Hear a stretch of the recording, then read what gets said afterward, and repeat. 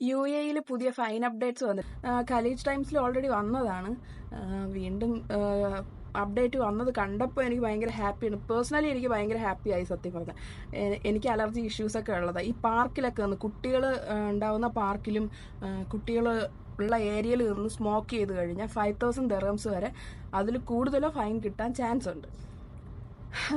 ഭയങ്കര ഹാപ്പി എന്ന് വെച്ചാൽ ബിക്കോസ് നമ്മൾ ഒന്ന് വീക്കെൻഡോ ഈവനിങ്സോ സമാധാനമായിട്ട് നല്ല ശുദ്ധമായി ശ്വസിക്കാനായിട്ട് പാർക്കിലൊക്കെ പോകുമ്പോഴേക്കും ഇവർ സ്മോക്ക് ചെയ്ത് എന്നൊക്കെ വിടാൻ പോകും. അവർക്കൊരു ഹാപ്പി ആയിരിക്കും. പക്ഷെ കൂടെ നിൽക്കുന്നവർക്ക് എന്തൊക്കെ പ്രശ്നങ്ങളുണ്ടോ നമ്മൾ അവിടെ നിന്ന് എസ്കേപ്പ് ആവേണ്ടി വരിക.